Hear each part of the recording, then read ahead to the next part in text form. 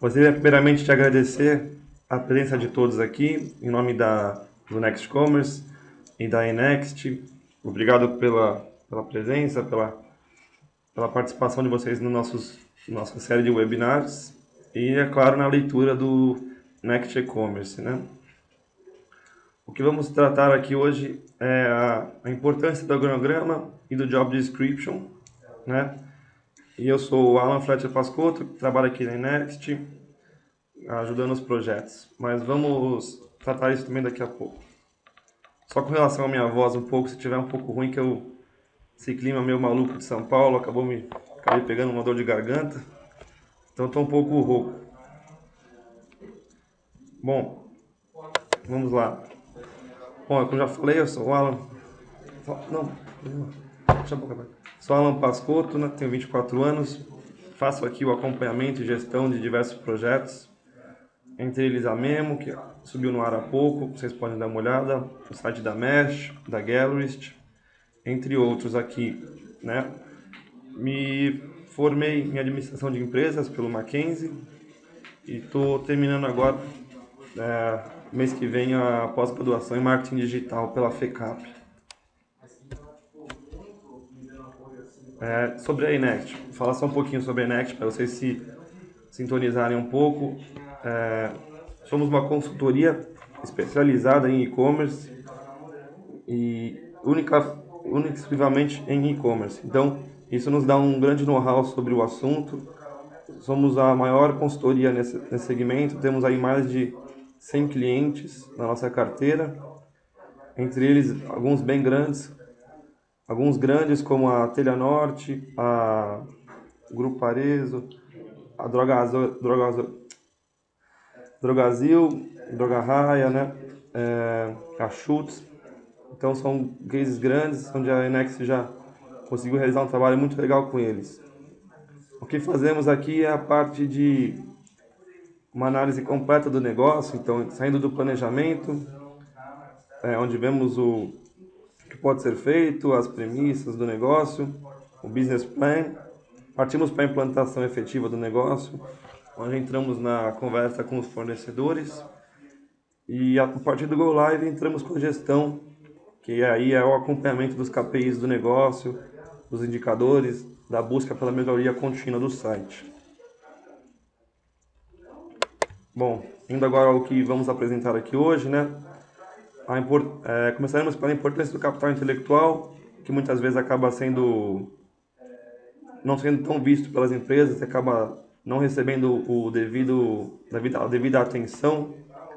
A definição em conceitos com relação ao organograma e job description, desenho do organograma, então vamos trazer alguns exemplos, alguns modelos já existentes, definição das atribuições, teremos um pouco do job description, depois planejando para o futuro, então seria como usar o organograma e o job description para a gente conseguir projetar o que vai ser necessário no futuro para a empresa.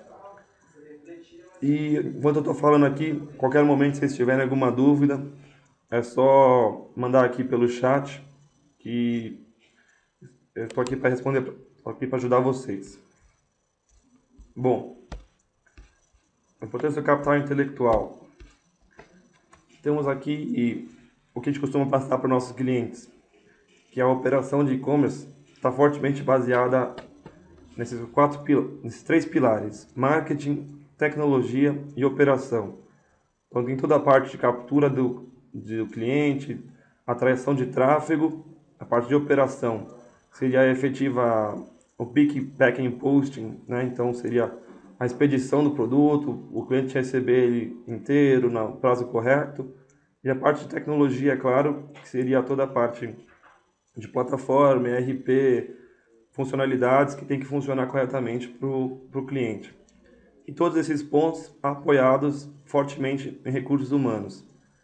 E recursos humanos em si a vantagem competitiva mais difícil de ser copiada pelos concorrentes. Então aí que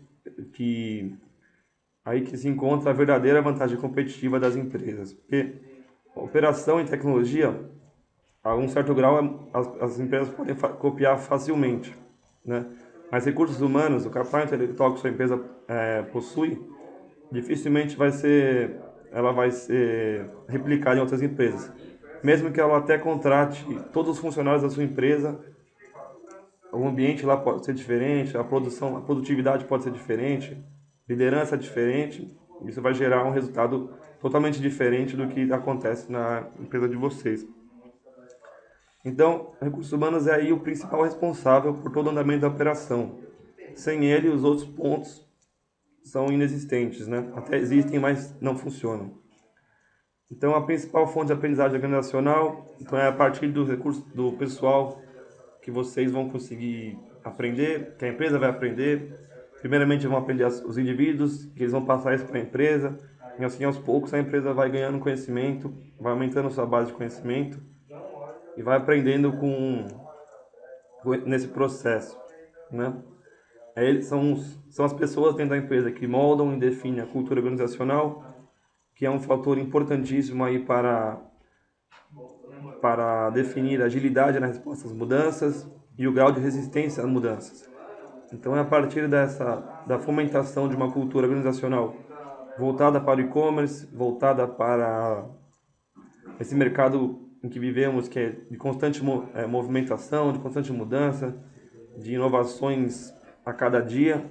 Isso requer que, acima de tudo, que a operação, não só que a operação, mas que, acima de tudo, as pessoas sejam capazes de assimilar essas mudanças, prever respostas e implementar respostas da maneira mais rápida e menos custosa para a empresa possível. E isso só se dá através de uma boa capacitação dos recursos humanos da empresa. Então, é um ponto que muitas vezes acaba sendo não tão explorado. Então, muitas pessoas olham para o e-commerce apenas focando em tecnologia e acabam deixando esses outros pontos meio que em segundo plano. Mas todos eles devem serem trabalhados em conjunto, né, para que você consiga a melhor sinergia entre eles. Passando aqui para o próximo, então vamos para a definição e conceitos do negócio. Então temos primeiramente o organograma, que é nada mais do que a representação visual da estrutura hierárquica e da divisão do trabalho de uma organização. Então ela é como se fosse uma foto da estrutura da empresa. Nela é para você, a função dela é que seja de fácil visualização essa estrutura. Então a pessoa pode bater o olho, já identificar quem é o presidente, quais são os departamentos dentro da empresa, a quem cada pessoa se reporta, os cargos existentes e assim por diante.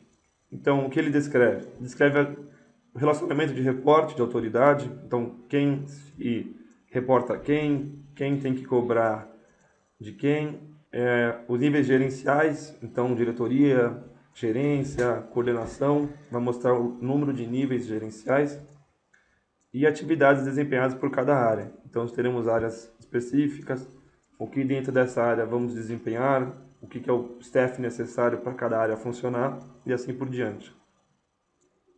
Com relação ao Job Description, o que ele seria? Ele seria um segundo passo do organograma. Então, uma vez que você desenha um organograma e todas as funções que você vai precisar, você passa para o Job Description e começa a fazer a descrição minuciosa e precisa das atividades e deveres de um determinado cargo dentro da empresa. Então aí você vai para a parte descritiva, onde você vai entrar mais um detalhe que não pode ser mostrado no organograma, até porque não ficaria uma fácil visualização se tivesse o cargo, todas as funções desse cargo. A ideia aí é cair no detalhe, então já apresentando as principais atividades, responsabilidades do cargo, o grau de autoridade, então o quanto ele consegue cobrar, para quem ele tem que se reportar, os valores desejados da empresa dentro desse cargo. Então, para um determinado cargo eu vou precisar de um perfil diferente de pessoa. Financeiro se busca um perfil diferente de uma pessoa de vendas, né? E aí que você vai estar descrevendo isso. Então, depois disso, você vai para as habilidades e conhecimentos requeridos. E então a pessoa precisa conhecer, o pessoal de marketing do e-commerce precisa conhecer o Analytics. Ela precisa saber mexer no Google Analytics. Não tem como ela trabalhar com isso sem saber mexer. Então, você vai colocando algumas restrições. e aí por diante, como graduação, nível de escolaridade, às vezes línguas e, e outras que forem inerentes ao negócio. Bom, então, visto isso, a gente vai para a parte de estrutura organizacional. Então, aqui, pensando em como é que eu vou estruturar minha empresa, né? Então, são 6 conceitos chaves aqui que a gente vai olhar, que dão um grande norte para como você vai montar a estrutura da sua empresa, né? Então, esses 6 conceitos irão definir como as tarefas são formalmente distribuídas, agrupadas e coordenadas dentro da organização. A primeira delas é a especialização do trabalho. Então, é o nível de quanto o trabalho é especializado dentro da empresa. Então, por exemplo, dentro de uma linha de montagem, você vai ser um especialista de carros, por exemplo. Vai ter um especialista em colocar a roda, um especialista em colocar o capô e o outro em colocar os assentos, por exemplo. Aí você vai chegar nesse grau. Por exemplo, na minha empresa a gente não precisa de gente tão especialista assim. Podemos procurar agentes mais genéricas. Então, a gente começa a olhar outro tipo de estrutura, né? A grande coisa aí é que quanto maior a especialização, mais fácil, em suma, né, a produtividade por pessoa é maior e a facilidade de treinamento é maior também. Então você consegue treinar a pessoa com maior facilidade, já que você não precisa ensinar tudo para ela. Você pode ensinar só uma parte. Mas o que acontece é que, se você for ao extremismo disso, você começar a especializar demais, as pessoas acabam entrando numa monotonia e esse trabalho repetitivo acaba gerando estresse, que leva a as pessoas começam a faltar mais, as pessoas começam a rotatividade maior dentro da empresa. Então é um ponto que tem que ser bem ponderado, porque é bom, mas em excesso começa a atrapalhar atrapalhar o principal objetivo dele, né? Então depois disso vamos para departamentalização. Então é o quanto as tarefas dentro da empresa são agrupadas, ou como é que elas são agrupadas, né? Então aí temos a empresa é dividida em marketing, vendas, parte de RH, parte financeira, ou tem uma empresa que é outra, é toda junta, marketing, vendas, é um departamento só. Então entramos nessa etapa. Então, aí você vai descrever as funções desempenhadas e vai agregar elas, então formando um único departamento, né? Podendo ele ser por função, por produto, por serviço, por tipo de cliente, né? E assim por diante. Depois disso, vamos para a cadeia de comando, que a gente consegue verificar facilmente no organograma, que seria a linha única de autoridade. Então, você consegue ver lá, traçar uma linha, exemplificando quem se reporta a quem. Isso é importante para você conseguir construir o organograma e definir os níveis hierárquicos. Após isso, temos a amplitude de controle, que é então o número de funcionários que um gestor consegue dirigir. Então, seria quantos subordinados teriam cada gestor, né? O quanto cada gestor consegue controlar e gerir, né? Níveis maiores de amplitude, né, levam à redução de custos, já que você vai ter um menor número de gestores e até possivelmente um menor número de níveis gerenciais. Levam também a uma agilização desse processo, então porque a decisão fica mais descentralizada, ela fica mais na base da pirâmide e não precisa ser tão escalonada para que seja tomada decisão. Só que ao mesmo tempo, você requer um investimento maior em treinamento, porque como os gestores estão gerindo o maior número de pessoas, ele não consegue dar um foco tão grande em cada uma delas. Então, elas precisam saber certinho o que fazer. Se elas precisam de um gestor ali definindo o que elas têm que fazer, vai acabar tendo um problema, porque você vai ter uma pessoa só para cuidar, por exemplo, de 20 pessoas. E se todas essas 20 pessoas precisam de alguém direcionando, aí sua produtividade vai lá para baixo e a qualidade também, né? Enquanto isso, tendo a menor amplitude, a gente começa a esbarrar na questão de custo, né? Você acaba inchando a organização. E isso que acaba sendo meio que contramão do que está acontecendo hoje em dia. Você inchando a organização se torna ela mais burocrática. As pessoas têm que se reportar a mais pessoas, o nível de gerenciamento é maior, então acaba ficando menos flexível a organização. Porém, você consegue dar essa atenção mais focada aos funcionários, né? E consequentemente também você consegue ter uma melhora da qualidade, né? Você consegue ter uma maior certeza sobre a qualidade do que você está entregando. Bom, passado isso, temos o grau de centralização, que seria então o quanto a tomada de decisão é centralizada, em quem, né? Em empresas pequenas, normalmente, o que a gente vê toda a tomada de decisão centralizada no dono, né, por exemplo, e de repente acontece alguma coisa com o dono, ninguém toma mais nenhuma decisão. Se ele está fora, nenhuma decisão é tomada, né, o que acaba tornando a estrutura menos flexível, né? E partindo disso, organizações o que vai em encontro ao que está sendo praticado hoje em dia é você descentralizar o quanto mais for possível, o quanto maior puder descentralizar a decisão. Então, levar essa decisão lá para a base da pirâmide, para que as pessoas que estão lá no tete a tete, seriam que estão cara a cara com o cliente, que elas possam tomar decisões também, não precisam escalonar sempre isso. Assim você torna a resposta bem mais rápida, né? E quem toma a decisão também está embasado, porque a pessoa está ali na ação, né? Ela está na linha de frente. Então ela sabe exatamente o que está acontecendo, né? Bom, depois disso temos o grau de formalização. Então, o quanto que as tarefas são padronizadas dentro da empresa.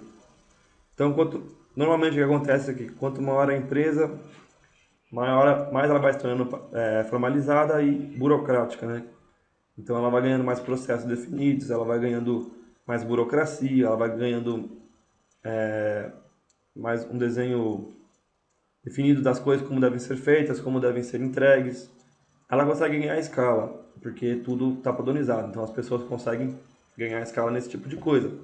Só que na outra mão, né, elas acabam perdendo também essa flexibilidade que é tanto buscado hoje em dia, né? Que se você tem tudo definido, se você vai ter que fazer alguma coisa diferente, as pessoas ficam receosas, as pessoas acabam demorando ainda mais para fazer uma coisa que é diferente do que já foi formalizado, né?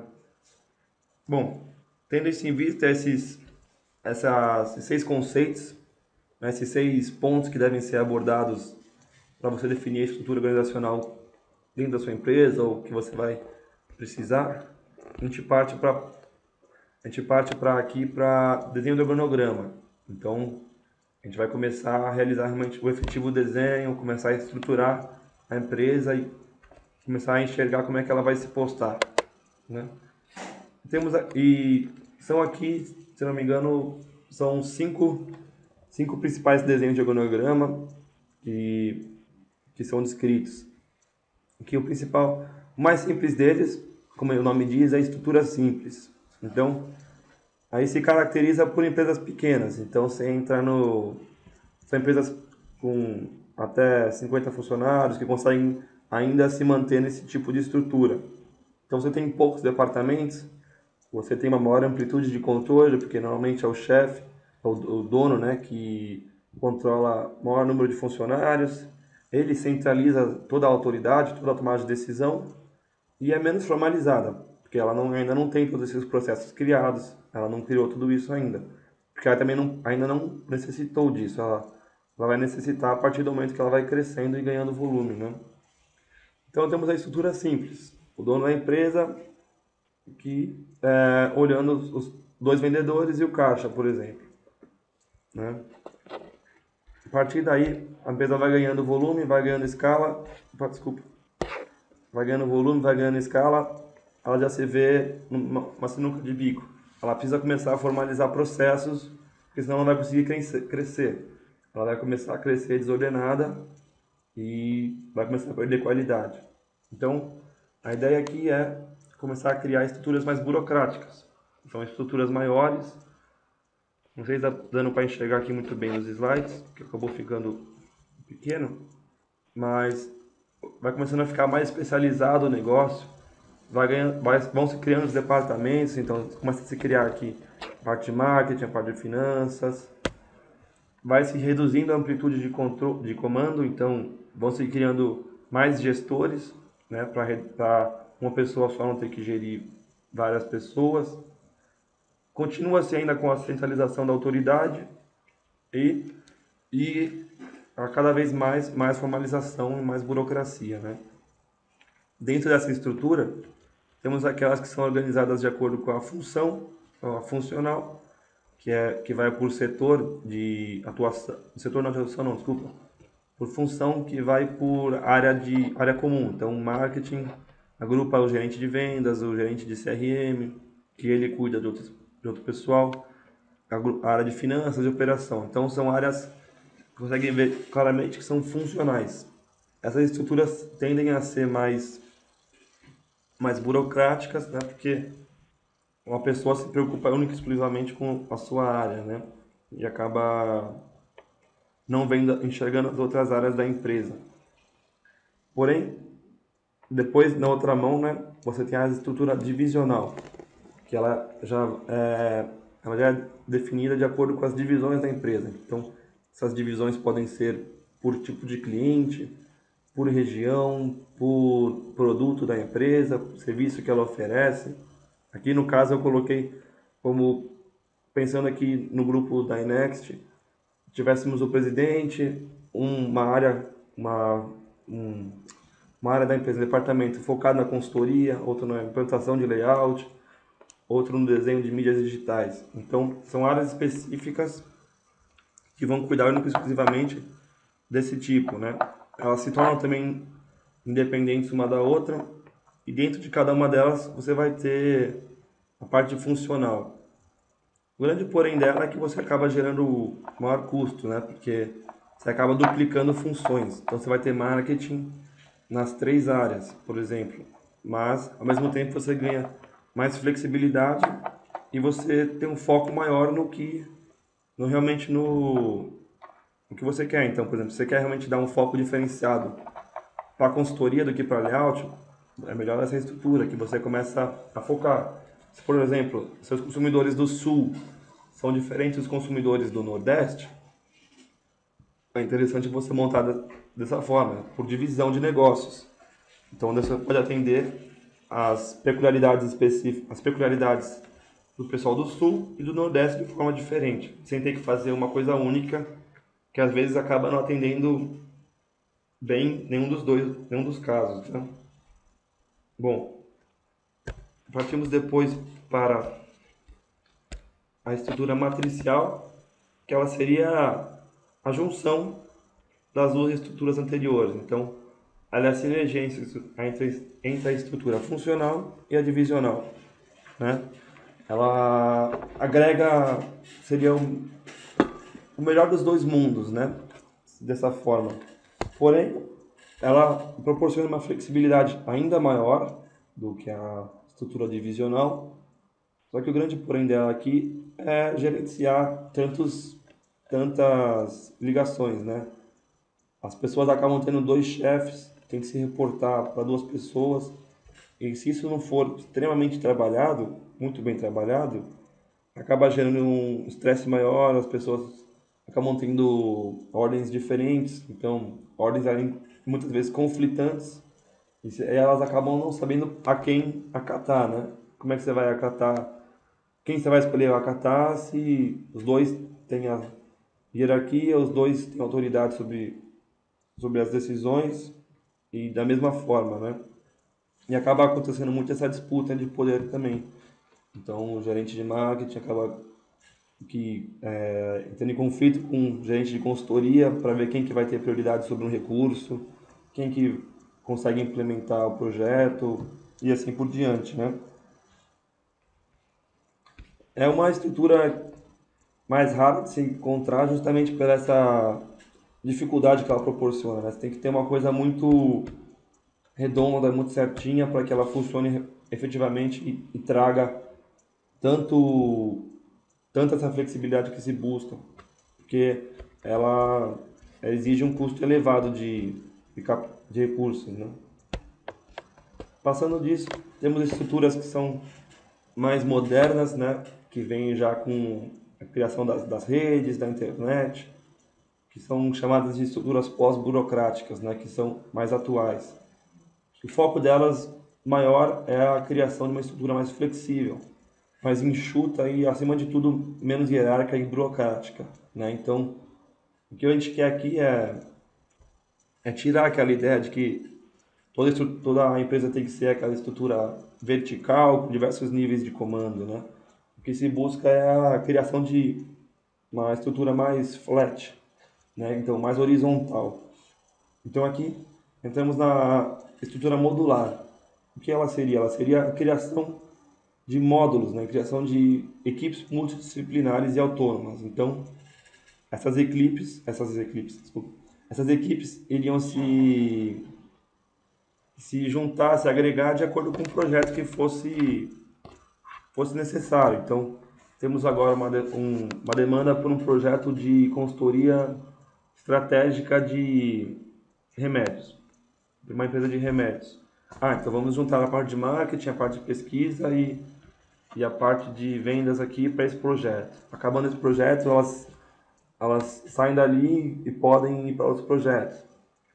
E daí, dentro do projeto que elas estão tocando, elas têm autonomia para decidir as coisas relativas ao projeto. Então, lá dentro mesmo, você vai ter pessoas de diversos níveis hierárquicos, né? Você vai ter uma cadeia diferente de comando, maior empowerment, né? Você vai dar mais poder para os funcionários, para eles poderem decidir lá na frente o que está acontecendo e assim por diante. Então, com isso, você consegue uma extrema flexibilidade, uma extrema capacidade de adaptação. Como você tem módulos de empresa, você consegue se adaptar à sua empresa, digamos assim, de acordo com a demanda que você tiver, né? Daí a ideia aqui, até do que está desenhado, você pode ver, existem dois projetos, dois módulos, por exemplo, prospecção, que usa esses clientes, e outra aqui, as outras áreas em si, que estão na criação de um produto. Esses módulos podem ser muito por função, né, por marketing, por exemplo, ou por pessoas, né? São equipes de diferentes áreas que estão juntas para um determinado projeto. E você acaba aproximando as pessoas para um objetivo em comum, que às vezes é melhor para você trabalhar a demanda, né? Bom, depois disso, temos a estrutura virtual, que ela vem ganhando cada vez mais força e é muito mais presente hoje em dia justamente pelo nome aqui, por empresas virtuais. Então, muito do que você pode ver aqui até no e-commerce acontece bastante. Por exemplo, a estrutura virtual, o que ela diz? Ela diz que a empresa vai manter uma estrutura mínima, a mais enxuta possível, focando apenas naquilo que ela sabe fazer melhor. Então, se eu sou, aqui por exemplo, uma empresa de produção de roupas, o que eu sei fazer melhor é, por exemplo, desenhar as roupas. Então, eu vou me focar apenas nisso e vou terceirizar a produção, vou terceirizar a comunicação, a mídia, vou terceirizar o P&D de novos tecidos, vou terceirizar a contabilidade, financeiro e assim por diante. Então, a ideia aqui é você conseguir criar uma rede de alianças, de estruturas que se conversam mirando um objetivo em comum, né? Que aí todos lançar e vender roupa, por exemplo. Só que dentro disso não é uma única estrutura que faz todas as etapas. Você tem empresas diferentes fazendo cada etapa. E aí que você acaba encontrando hoje em dia muitas empresas americanas inclusive, que vendem, por exemplo, 100 milhões ano e tem só 10 funcionários. Porque ela terceiriza tudo, ela mantém só um staff minimamente necessário, né, e consegue atingir resultados são expressivos, né? O grande foco aqui é conseguir produzir mais com menos, né? Você consegue ter um resultado maior tendo menos pessoas dentro de casa. Então, eu foco aqui na atividade essencial do negócio, baixo grau de departamentalização, porque na verdade o que acaba acontecendo é que essas empresas acabam adotando estruturas simples dentro delas, né? Elas são estruturas muito mais flexíveis, simples e não são tão burocráticas. Então, ela consegue atuar no melhor dos dois mundos. Ela consegue ser grande, né?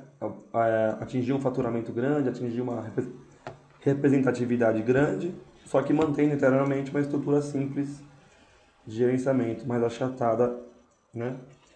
Porém, o grande problema dela é que é a dificuldade de você conseguir justamente integrar todas essas áreas, né? Essas empresas. Aí que está o seu maior esforço. Você precisa ser capaz de que ser capaz de que todos os esforços converjam para o mesmo objetivo, para o mesmo ponto. Você vai ter que buscar a melhor sinergia entre as empresas para conseguir entregar o melhor produto para os seus clientes, né? E aí que está a dificuldade, né? Então você também acaba tendo muitos empregados, assim, terceiros, né? Muitas pessoas envolvidas no processo, diferentes empresas, em diferentes lugares, e acaba dificultando a criação de uma cultura organizacional, acaba dificultando a comunicação e a integração entre essas pessoas. E isso é um ponto que precisa ser bem avaliado e bem tratado, né, nesse tipo de estrutura. E até fazendo um paralelo aqui com o e-commerce, é muito do que a gente vê hoje em dia no e-commerce, né? Então, as pessoas acabam montando lojas focando na venda, na criação de campanhas e disponibilização de produtos, e já que não tem know-how, elas acabam terceirizando isso para outras. Então, antifraude, eu não sei, não tenho um antifraude, eu não tenho uma equipe adequada para isso, então melhor eu passar isso para um terceirizado. Eu vou lá e contrato uma empresa de antifraude. Depois eu vou lá e contrato uma empresa de mídia, que tem o know-how para fazer todas as campanhas de links patrocinados. Daí eu contrato outra para fazer e-mail marketing, que ela tem o know-how de criar, fazer a programação dos e-mails, dos disparos, e assim por diante. Então, você acaba tendo uma estrutura muito mais enxuta do que o seu faturamento diz, por exemplo, né? Você consegue alcançar valores bem maiores, tendo vários parceiros, várias alianças, né, que são utilizadas. Bom, depois de vistas as estruturas, a gente vai para a parte de definição das atribuições. Então, a gente viu as estruturas, a gente montou o nosso quadro, a gente verificou quem a gente vai precisar, a gente vai para a parte de definição das atribuições. Aqui a gente começa a ver, então, descrição detalhada de quem vai fazer o quê. Então, se no organograma estamos com 2 cargos de um estagiário de marketing e um estagiário de produção, por exemplo, aqui a gente vai começar a descrever o que eles fariam, a quem eles se reportariam, quais seriam os requisitos para esse cargo e assim por diante, né? Então, começaríamos ele se responsabiliza pela criação de relatórios mensais que devem ser enviados para a gerência e assim por diante, né? Então, entramos depois em uma parte mais não tão empresarial, mas de RH, tendo esse job description todo bem desenhado, bem formatado, passando isso para os funcionários, você consegue reduzir a incerteza deles sobre o cargo. Então, se uma pessoa está sendo alocada para um cargo que tem um job description bem desenhado, ela vai saber de antemão exatamente o que ela vai precisar fazer. Então, ela vai saber exatamente quais serão as suas responsabilidades, se ela vai conseguir arcar com elas, se ela não vai conseguir, se ela é melhor ela sair agora, ou se ela vai precisar fazer algum treinamento, algum curso para poder desempenhar melhor a sua função, né? E depois disso entramos na parte de acompanhamento do desempenho. Então, só tendo um job description como base, é que você consegue efetivamente avaliar se os seus funcionários estão realizando o trabalho do jeito que deve ser feito. Então, se você está escrito no job description que eles têm que mandar relatórios semanais, semanais, por exemplo, e se eles não estão performando dessa forma, você tem uma ideia Aí você consegue ver quem que não está performando, né? Quem que não está arcando com as suas responsabilidades. Mas da mesma forma, você consegue ver quem está arcando muito bem. Daí você consegue realizar uma avaliação de desempenho, um feedback, consegue passar para ele promoções, consegue fazer inclusive promoções com relação a benefícios e assim por diante, né? Então vai uma parte mais de RH mesmo que ele serve para que você possa motivar seus funcionários, eles possam saber o que eles devem fazer, exatamente como eles devem fazer, em que direção que eles devem ir, no que eles devem focar e assim por diante, né? Então o ideal é sempre ter isso bem desenhado e exposto realmente para os seus funcionários, porque eles precisam saber do que eles vão ser cobrados para poder entregar realmente aquilo que você espera, né? Não adianta você querer cobrar uma coisa que não está nem dentro das atribuições da pessoa. Muitas vezes você pode estar cobrando da pessoa errada. Você vai ler depois que quem devia estar fazendo isso é outra pessoa e não está fazendo, né? Nesse tipo de erro que você tem que evitar. Então, é nesse tipo de ponto também que o Job Description vai te auxiliar. Né? Aqui coloquei só 2 exemplos de Job Descriptions, de algumas das atribuições que a gente coloca aqui para gerentes de e-commerce. O outro é, se não me engano, analista de marketing. Então, entramos aqui na descrição. Né? Então, gerente de e-commerce, quais são as atividades dele? Como o nome já diz, gerenciar toda a área e assegurar que os processos estão ocorrendo como planejado.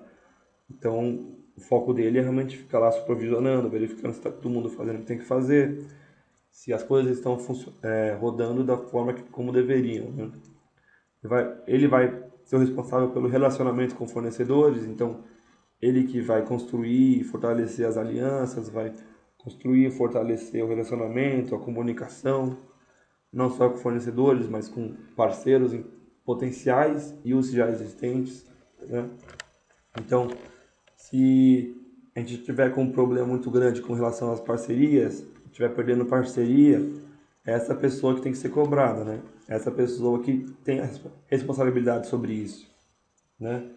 Então depois vem a parte de acompanhar os relatórios que a equipe gera, definir estratégias do negócio, ele que vai ser a pessoa que vai contratar e demitir, né? Ele que tem que ter essa responsabilidade, essa palavra final, e aí por diante. Então ele vai gerenciar as vendas, fluxo de caixa, saída de mercadorias, as ações de marketing e assim por diante. Enquanto isso, a gente vem aqui para o analista de marketing, onde ele vai para a parte um pouco mais operacional, e ele começa a entrar na responsabilidade dele, a execução do planejamento e a execução das campanhas que foram planejadas, né? Então ele vai começar a entrar em contato com as agências de marketing, vai começar a passar briefing, vai receber esses briefing, vai aprovar o briefing, as peças que foram enviadas, né? Ele que vai acompanhar as campanhas e a performance das campanhas no Google Analytics, com outros relatórios. Ele que vai, por exemplo, gerar os relatórios para o gerente de e-commerce, né? E aí por diante. Ele vai auxiliar ao atendimento aos clientes no que for possível, vai acompanhar as ações e assim por diante. Então, aí você acaba vendo certinho o que é a atribuição dele, o que seria a atribuição do estagiário futuramente, tendo o job description desenhado também, e assim por diante. Bom, tendo esses 2 conceitos mais bem definidos, melhor definidos, né, a gente entra para a parte de planejamento. Então, tenho uma operação hoje, quero entrar no e-commerce. O que eu vou fazer? Eu vou começar a desenhar o cronograma proposto, o cronograma planejado, e, tendo o cronograma proposto, vou partir para o desenho dos job descriptions, então, o desenho das atribuições de cada pessoa dentro da empresa. Só a partir daí eu vou ter certeza se o pessoal que eu estou planejando consegue dar conta da demanda de trabalho, se eu vou ter que chamar mais gente, se não é suficiente, e assim por diante. Então, eu vou começar com o desenho da nova estrutura. Então, vou começar vendo a estrutura que eu já tenho vou desenhar uma agregando a parte de e-commerce. Ou, se eu não tenho nenhuma operação ainda, vou focar no desenho da operação específica do e-commerce, né? Que muito provavelmente acabe sendo uma estrutura mais simples, né? Então, lá eu vou delimitar como a empresa vai se organizar e se estruturar, se vai ser de uma forma mais departamentalizada, se vai ser mais especializada, se ela vai ser mais horizontal, esse tipo de premissa. Daí, tendo isso em vista, eu vou verificar os recursos necessários, vou validar se eu tenho uma operação já, vou validar se eu tenho já esse tipo de recurso interno, se eu vou ter que contratar e assim por diante. Também vou validar as áreas de atuação, vou verificar se eu consigo já uma sinergia com o que eu tenho. Então, eu vou ter que ter uma área de financeira no meu e-commerce. Será que a minha área financeira atual não consegue absorver a demanda que o e-commerce vai ter? Se não consegue absorver essa parte, eu ganho nessa parte, eu ganho mais produtividade, reduzo os custos, em vez de ter que ter uma pessoa específica. Para alguns pontos isso é possível, mas tem outros que, como muito mais como marketing e outros de operação mesmo, que é difícil você conseguir essa sinergia porque o e-commerce tem, né, peculiaridades dele. Então, ele tem as suas especificações que demandam um conhecimento específico nas ferramentas e assim por diante, né? O cliente se comporta de forma diferente. Então, por isso que nem sempre todas as funções conseguem ser compartilhadas, né? A partir daí, desenhando a estrutura que eu quero e as pessoas que eu vou precisar, começo a descrever o que elas vão fazer e começo a verificar, olha, vou precisar de uma pessoa de analista de marketing com conhecimento em Google Analytics. Eu tenho isso internamente? Se eu não tenho, ou se eu tenho empates, eu vou treinar essa pessoa ou vou trazer de fora? Se eu for treinar, como é que eu vou treinar essa pessoa? Se eu for trazer de fora, o que eu vou precisar os requisitos que eu vou precisar que ela atenda. Então, vou precisar que ela seja, que tipo de valor que ela tem, que tipo de atitude, que conhecimento técnico que eu vou precisar e assim por diante. Então, aí você começa a fazer uma validação do que eu tenho, do que eu vou precisar e começa a comparar, a verificar quais são as necessidades reais do negócio e passa a projetar suas ações para suprir as necessidades, né? Aí que está a grande força de desenhar o organograma de job description. Então, quanto antes você fizer isso, quanto antes você vai saber e quanto antes você vai se preparar para as necessidades que você vai ter, né? Se lá na frente você contratou um pessoal de gerente de e-commerce que lá na frente você descobre que ele não tem conhecimento da ferramenta que você vai usar, você pecou a parte de job description, você pecou nos requisitos do negócio. Então, melhor você prevenir do que depois remediar eventuais decisões que você tomar, né? Daí aqui é só um organograma que a gente costuma mostrar para nossos clientes. Então, tendo já uma operação, aqui a gente consegue verificar e exemplificar o que vai ser compartilhado, o que vai ser dedicado para a operação. Então, temos aqui o gerente geral, uma estrutura funcional, né? Está aqui por funções. Então, a parte de marketing eu consigo compartilhar o gerente e um analista de marketing. Mas eu não vou conseguir compartilhar um web designer que eu não tenho, não vou conseguir compartilhar um fotógrafo que eu não precisava disso na minha operação anterior. E vou ter que contratar também um estagiário, por exemplo. Em saque eu não tinha ninguém, uma estrutura toda nova. Administrativo financeiro eu vou conseguir compartilhar, eu consigo absorver esses custos na minha operação atual. Em TI também, já tem uma área de TI, ela consegue absorver essas demandas, então ela já acaba ficando compartilhada, né? Ela não precisa de uma pessoa dedicada. E assim que a gente vai criando a melhor estrutura para o e-commerce, né? A gente começa a desenhar o que precisa, a gente verifica o que a gente tem, projeta o que a gente vai precisar, verifica as necessidades e assim por diante. E assim a gente consegue traçar um plano de ação, né? O melhor plano de ação para que tudo seja posto da melhor forma possível, né? E era basicamente isso que eu tinha para apresentar para vocês.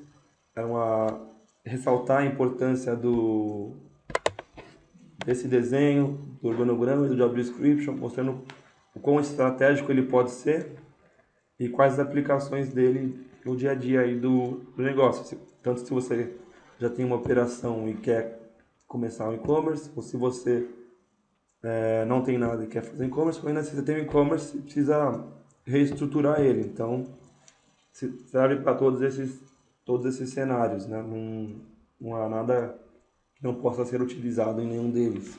Daí, se vocês tiverem dúvida agora, podem colocar aqui no chat, que a gente bate mais um papo aqui, a gente tira essas dúvidas.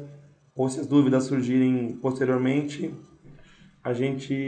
vocês podem me encaminhar um e-mail aqui no alan.pascotto@enext.com.br, ou inclusive ligar na Enext, ou entrar no site da Enext ou no Next Commerce, né, que já tem conteúdo legal também sobre vários pontos.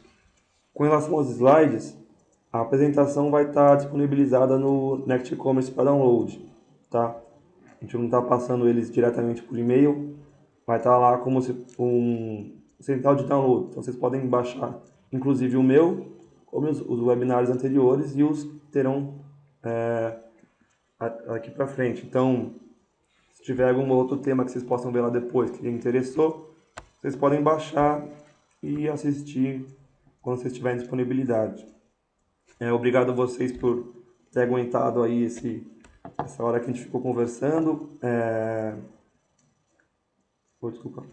O ideal é que esse plano seja feito assim no plano de negócios, porque lá você já vai ter a estrutura da empresa, você vai ter já montado o que você vai precisar. Então você já consegue estimar custos, estimar salários, né? Então, se você no plano de negócios, se você não está prevendo, você vai precisar, por exemplo, de 5 funcionários lá, você acaba tendo um custo muito maior depois no dia a dia, que você acaba, aí você pode ser que você não esteja preparado para esse custo, né? Então é ideal você fazer isso antes, no plano de negócio, você desenha a estrutura, desenha o pessoal necessário, para aí você ver, vou precisar de 5 pessoas, então meu custo com salários e encargos e benefícios vai ser tanto. Já deixa isso preparado e separado, né, para quando você efetivamente colocar a operação em dia, né? Senão você acaba tendo uma defasagem um pouco do que foi planejado, né, e do que vai ser efetivamente acontecendo. Bom, se tiverem mais alguma dúvida, podem colocar aqui. Muito obrigado pela presença de todos aqui. Como eu falei, podem encaminhar um e-mail, podem entrar no site da Enext também. Inclusive ligar aqui, caso queiram depois uma consultoria mais específica para o seu negócio. A gente pode bater um papo e chegar numa proposta legal. E, bom, é isso. Muito obrigado e temos outros webinários lá no site. Vocês podem entrar na página dos webinários. Se não me engano, o próximo é semana que vem. E vocês podem se inscrever já para ele ou baixar os anteriores. Certo? O meu eu vou disponibilizar o quanto antes lá. E só fiquem atentos. Se não me engano, muito provavelmente semana que vem já vai estar lá. Certo?